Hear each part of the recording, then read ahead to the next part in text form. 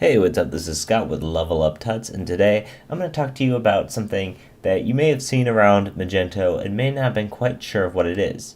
Well, what I'm talking about is the is anchor.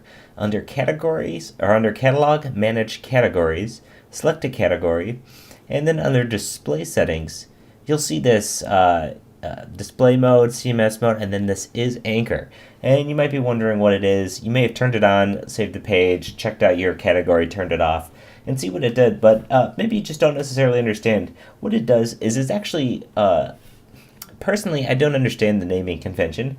However, is anchor is really just turning on the layered navigation. So this should say, like, use layered navigation instead of is anchor, because that would probably just make this a lot less confusing. So really what this does is it makes it so the customer is no longer going to subcategories like you were if this was turned off.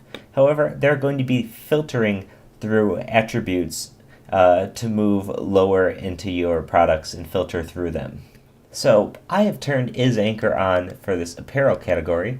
If we go to apparel, you can see shop by. And here we have all these different categories.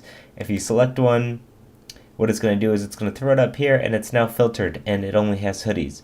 Since there's only one hoodie, it's showing just things that are existing left now. So you can only filter by these other options. If we clear all, it's going to remove all of the attributes.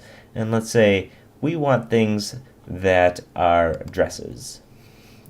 And now we want only dresses that are above $100. Okay, cool. So this is exactly what it's going to be if you have the is anchor on. So notice if we turn it off, let's save this.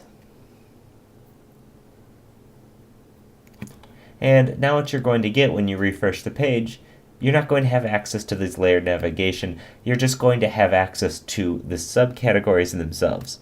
So it's a choice between drilling down through subcategories or filtering your products through attributes. So this is what is anchor is all about.